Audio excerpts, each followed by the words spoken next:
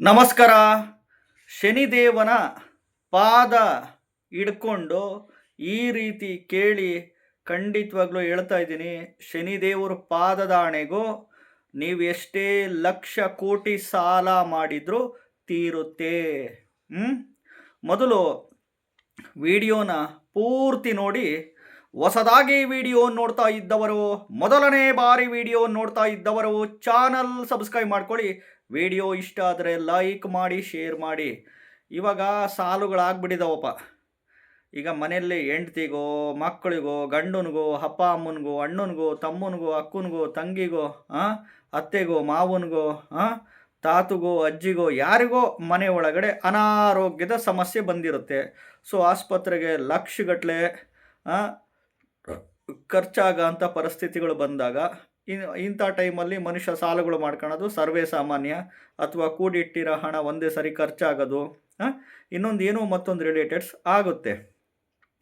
ಇದು ಬಿಟ್ಟು ನೀವೇನಾದರೂ ಸ್ವಯಂಕೃತ ಅಪರಾಧ ಮಾಡ್ಕೊಂಡಿದ್ರೆ, ಆಸೆ ದುರಾಸೆಯಿಂದ ಸ್ವಯಂಕೃತ ಅಪರಾಧ ಮಾಡ್ಕೊಂಡು ಹೇಳಿಕೆ ಮಾತು ಕೇಳ್ಕೊಂಡು ಈ ಜೂಜಾಡಿರೋದು, ಇಸ್ಪೀಟಾಡಿರೋದು, ಶೇರ್ ಮಾರ್ಕೆಟ್ನಲ್ಲಿ ದುಡ್ಡು ಕಳೆದಿರೋದು, ಆನ್ಲೈನ್ ಗೇಮ್ಸುಗಳಾಡಿ ದುಡ್ಡು ಕಳೆದಿರೋದು, ಬಿಸ್ನೆಸ್ ಮಾಡ್ತೀನಿ, ವ್ಯಾಪಾರ ಮಾಡ್ತೀನಿ ಅಂತ ಲಕ್ಷಗಟ್ಟಲೆ ಕೋಟಿಗಟ್ಟಲೆ ಬಂಡವಾಳಗಳು ಹಾಕಿ ಲಾಸ್ ಮಾಡ್ಕೊಂಡಿರೋದು, ವ್ಯಸನಗಳಿಗೆ ಬಲಿಯಾಗಿ ಸಿಕ್ತರ ಹತ್ರ ಕಂಡರ ಹತ್ರ ಕೈ ಸಾಲ, ಇಂಟ್ರೆಸ್ಟಿಗೆ ಸಾಲ, ಬಡ್ಡಿಗೆ ಸಾಲ, ಬ್ಯಾಂಕಲ್ಲಿ ಲೋನು, ಅವ್ರ ಹತ್ರ ಇಸ್ಕೊಂಡು ಇವ್ರಿಗೆ ಕೊಡೋದು, ಇವ್ರ ಹತ್ರ ಇಸ್ಕೊಂಡು ಅವ್ರಿಗೆ ಕೊಡೋದು ಮಾಡಿದರೆ, ವ್ಯಾಪಾರಕ್ಕೆ ಲಕ್ಷಗಟ್ಟಲೆ ಕೋಟಿಗಟ್ಟಲೆ ಬಂಡವಾಳಗಳು ಹಾಕಿ ಸಾಲಗಳು ಮಾಡ್ಕೊಂಬಿಟ್ಟಿರ್ತೀರ. ಸ್ವಯಂಕೃತ ಅಪರಾಧ ಮಾಡ್ಕೊಂಡಿದ್ರೆ, ಆಸೆ ದುರಾಸೆಯಿಂದ ಈ ರೀತಿ ಏನಾದರೂ ನೀವು ಮಾಡ್ಕೊಂಡಿದ್ರೆ, ಖಂಡಿತವಾಗ್ಲೂ ನೀವು ಯಾವುದಾದ್ರೂ ಅಮಾವಾಸ್ಯೆ ಶನಿವಾರ ಅಥವಾ ಹುಣ್ಣಿಮೆ ಶನಿವಾರ ಅಥವಾ ಪಾಡ್ಯ ಶನಿವಾರದೊಂದು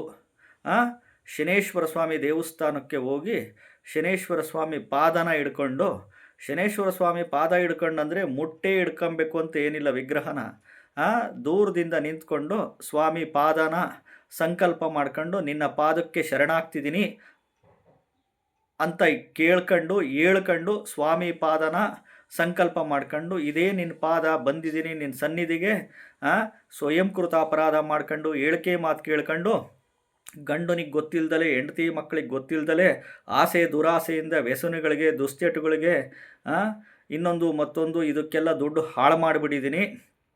ಇನ್ನೊಂದು ಬಾರಿ ನನ್ನ ಜೀವನದಲ್ಲಿ ಈ ತಪ್ಪು ಮಾಡಲ್ಲ, ಇನ್ನೊಂದು ಬಾರಿ ಯಾವುದೇ ತಪ್ಪು ನಾನು ಮಾಡಲ್ಲ ಅಂತಂದುಬಿಟ್ಟು ಅಲ್ಲಿ ಎಳ್ಳು ಬತ್ತಿ ಹಚ್ಬಿಟ್ಟು, ಒಂದು ಕಬ್ಬಿಣದ ಬಾಣಲಿ ಒಳಗಡೆ ಎಳ್ಳೆಣ್ಣೆ, 1/4 kg ಎಳ್ಳು, ಕಪ್ಪು ವಸ್ತ್ರ, ಒಂದು ತೆಂಗಿನಕಾಯಿ, ಬಾಳೆಹಣ್ಣು ಯಥಾದಕ್ಷಿಣೆ ಕೊಟ್ಟು ಕಬ್ಬಿಣದ ಬಾಣಲಿ ಒಳಗಡೆ, ಚಿಕ್ಕ ಕಬ್ಬಿಣದ ಬಾಣಲಿ ಒಳಗಡೆ ಓಂ ಶಂ ಶನೇಶ್ಚರಾಯ ನಮಃ, ಓಂ ಶ್ರೀ ಶನೇಶ್ಚರಾಯ ಸ್ವಾಹ ಅಂತ ಈ ಮಂತ್ರದ ಮುಖಾಂತರ ಅನ್ಲಿಮಿಟೆಡ್ ಪಠಣೆ ಮಾಡಿ.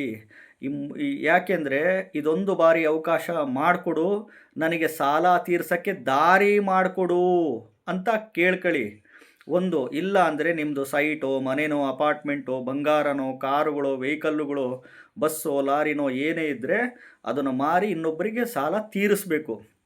ಇಲ್ಲ ಇವನ್ನೆಲ್ಲ ಆಲ್ರೆಡಿ ಆಗೋಗ್ಬಿಟ್ಟೈತೆ ಅಂತಂದರೆ ಇದೊಂದು ಬಾರಿ ಅವಕಾಶ ಕೊಡು, ನಿನ್ನ ಸನ್ನಿಧಿಗೆ ಬಂದಿದ್ದೀನಿ, ಈ ಸಾಲ ತೀರ್ಸೋಕ್ಕೊಂದು ದಾರಿ ಕೊಡು ಅಂತಂದ್ಬಿಟ್ಟು ದೇವರಿಗೆ ಈ ಮಂತ್ರದ ಮುಖಾಂತರ ಈ ರೀತಿ ಕೇಳ್ಕೊಳ್ಳಿ. ಪುನಃ ನಾನೇನಾದರೂ ಇದೇ ತಪ್ಪು ಮಾಡಿದರೆ ನೀನು ಎಂಥ ಘನಘೋರವಾದ ಶಿಕ್ಷೆ ಕೊಟ್ಟರು ನಾನು ಅನುಭವಿಸ್ತೀನಿ ಅಂತ ಡಿಮ್ಯಾಂಡ್ ಮಾಡಿ ಈ ಮಂತ್ರದ ಮುಖಾಂತರ ಓಂ ಶಂ ಶನೇಶ್ಚರಾಯ ನಮಃ, ಓಂ ಶ್ರೀ ಶನೇಶ್ಚರಾಯ ಸ್ವಾಹ ಅಂತ ಈ ಮಂತ್ರದ ಮುಖಾಂತರ ಡಿಮ್ಯಾಂಡ್ ಮಾಡಿ ಕೇಳ್ಕೊಳ್ಳಿ. ಖಂಡಿತವಾಗ್ಲೂ ಎಷ್ಟೇ ಲಕ್ಷ ಕೋಟಿ ಸಾಲ ಇದ್ದರೂ ಶನಿದೇವರ ಪಾದದ ಮೇಲೆ ಆಣೆಗೂ ಹೇಳ್ತಿದ್ದೀನಿ, ಎಲ್ಲ ಸಾಲಗಳು ತೀರುತ್ತೆ ಖಂಡಿತವಾಗ್ಲೂ. ಹೊಸದಾಗಿ ವಿಡಿಯೋ ನೋಡ್ತಾ ಇದ್ದವರು, ಮೊದಲನೇ ಬಾರಿ ವಿಡಿಯೋ ನೋಡ್ತಾ ಇದ್ದವರು ಚಾನಲ್ ಸಬ್ಸ್ಕ್ರೈಬ್ ಮಾಡ್ಕೊಳ್ಳಿ.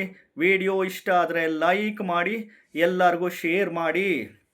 ಏಕೆಂದರೆ ಸಾಕಷ್ಟು ಜನ ಸಾಲುಗಳು ಮಾಡ್ಕೊಂಡಿರ್ತಾರೆ. ಈ ಒಂದು ವಿಡಿಯೋನ ಹೆಲ್ಪ್ಫುಲ್ ಆಗುತ್ತೆ, ಶೇರ್ ಮಾಡಿ. ನಮಸ್ಕಾರ.